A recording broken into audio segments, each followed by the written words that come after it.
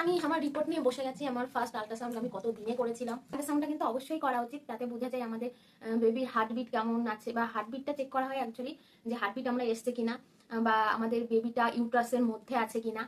অনেক সময় টিউবের মধ্যে আমাদের বেবি চলে আসে, সেটা একটোপিক প্রেগনেন্সি বলে, যেই কারণে খুব তাড়াতাড়ি দেখা উচিত যে আমাদের বেবির পজিশনটা কোথায়, সেটা ইউট্রাসের মধ্যে ঠিকঠাক আছে কিনা। আর্লি স্টেজে আমাদের দেখার জন্য আল্ট্রাসাউন্ডটা দেয়।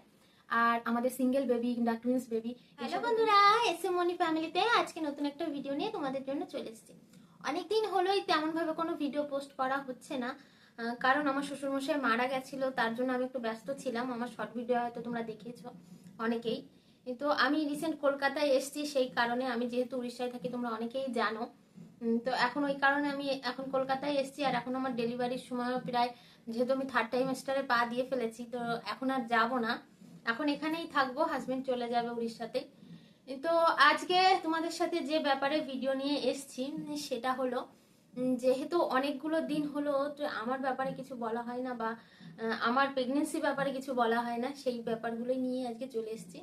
যে আমি যখন জানতে পারলাম যে আমি প্রেগনেন্ট, তখন আমি কতদিনে ফার্স্ট আলট্রাসোনোগ্রাফিটা করেছিলাম। অনেকেই আমায় এই প্রশ্নটা করো দিদিভাই, যে যখন আমরা জানতে পারবো যে আমরা প্রেগনেন্ট, বা জেনেছি যে তার কতদিন পরে আমাদের আলট্রাসাউন্ড করা উচিত, বা ইউএসজিটা ফার্স্ট ইউএসজিটা করা উচিত, আর ফার্স্ট ইউএসজিটা কেন করা উচিত, সেই ব্যাপারেই কিন্তু আজকে তোমাদের জন্য ভিডিওটা নিয়ে এসেছি। তো আজকে আমি আমার রিপোর্ট নিয়ে বসে গেছি। আমার ফার্স্ট আল্ট্রাসাউন্ড আমি কত দিনে করেছিলাম, আর আমার বেবির হার্টবিট কত এসেছিল ফার্স্ট আল্ট্রাসাউন্ডে, আর কত দিনে আমি করে হার্টবিটটা পেয়েছিলাম, সেই সব ব্যাপারেই বলবো। ভিডিওটা লাস্ট অব্দি দেখবে। তো আমি যখন প্রেগনেন্ট হই, মানে আমি কিন্তু আমার অন্য অন্য ভিডিওতেও তোমাদের বলেছি যে আমি আমার প্রেগনেন্সি সিমটম কিন্তু আমার পিরিয়ড মিস হওয়ার অনেক আগেই যেহেতু বুঝতে পেরে গেছিলাম। আর তোমরা জানো যে আমার প্রেগনেন্সিটা কিন্তু নর্মাল নয়, আমার কিন্তু অনেকটাই সমস্যা ফেস করতে হয়েছে, যেহেতু আমার অন সাইড টিউব ব্লক ছিল, আমার ফ্যাটি লিভার ছিল, পিসিওডি ছিল, অনেক অনেক নানান রকম সমস্যা পার করে আমি নর্মালি কনসিভ করেছি। আর যে মাসে আমি কনসিভ করেছি সে মাসে কিন্তু আমি অনেকটা আগেই বুঝতে পেরেছিলাম যে হয়তো ও মাসে আমার কোনো সুখবর আসতে চলেছে, অনেক চেষ্টার পরে। সেই সিমটমগুলো নিয়েও তোমাদের সাথে কিন্তু আমার আলোচনা করা আছে ভিডিওতে, তো একটু দেখে নিও আমার অন্য ভিডিওগুলো, তাহলে বুঝতে পারবে, আমার চ্যানেলে দেওয়াই আছে। তো আমি যেই ব্যাপারে আজকে কথা বলবো, যে আমি ফার্স্ট আল্ট্রাসাউন্ড কখন করেছিলাম আর কখন আমি ফার্স্ট ডাক্তার দেখাই। তো যারা এরকম সমস্যায় ভুগছো, বা যারা নতুন মা হতে চলেছো, যারা এই গুড নিউজটা অলরেডি পেয়ে গেছো, যারা আর্লি একদম আর্লি নিউ মম হতে চলেছো, তো তাদের ক্ষেত্রে অনেক কিউরিসিটি থাকে যে দিদি ভাই কখন আমি আল্ট্রাসাউন্ডটা করব, কখন ডক্টরের কাছে যাব।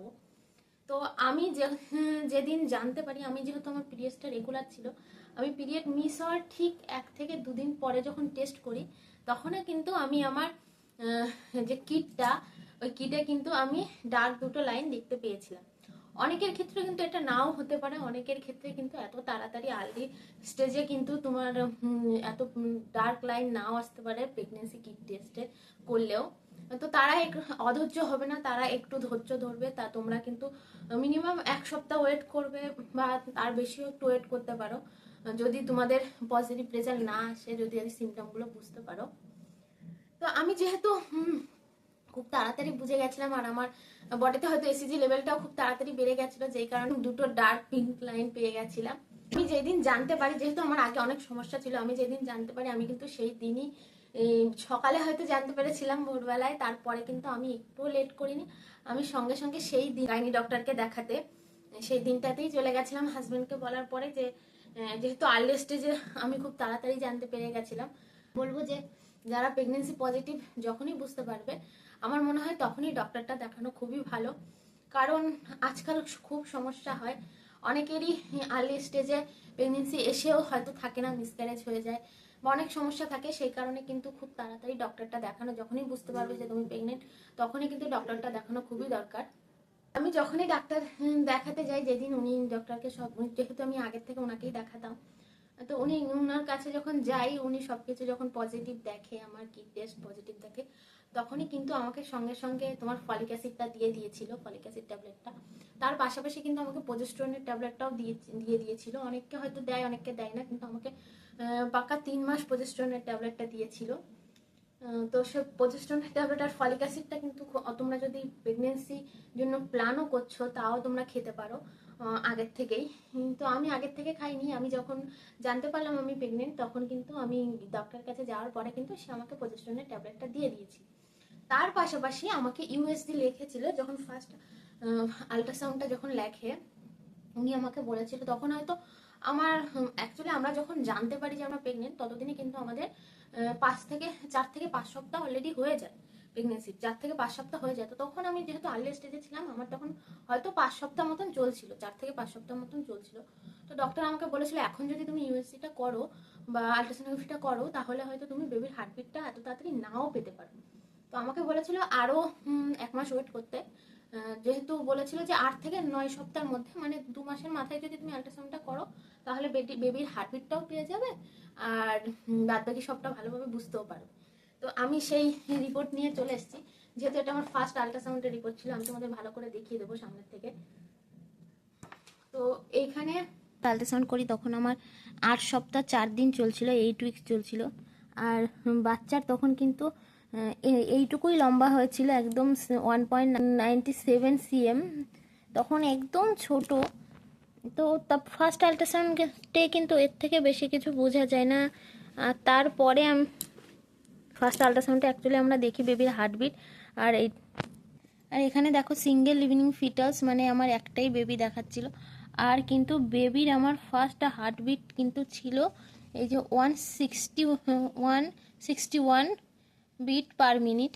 তো ফার্স্ট আল্ট্রাসাউন্ড করলে কিন্তু বেবির হার্টবিটটা অনেকটাই হাই দেখায় ছিল। এমনি ফার্স্ট আল্ট্রাসাউন্ডে আর তেমন কিছু বোঝা যায় না।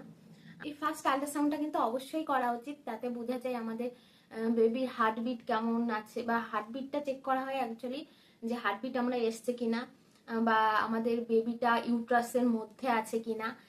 অনেক সময় টিউবের মধ্যে আমাদের বেবি চলে আসে, সেটা একটোপিক প্রেগনেন্সি বলে, যেই কারণে খুব তাড়াতাড়ি দেখা উচিত যে আমাদের বেবির পজিশনটা কোথায়, সেটা ইউট্রাসের মধ্যে ঠিকঠাক আছে কিনা, বা এইগুলো আর্লি স্টেজে আমাদের দেখার জন্য আল্ট্রাসাউন্ডটা দেয়।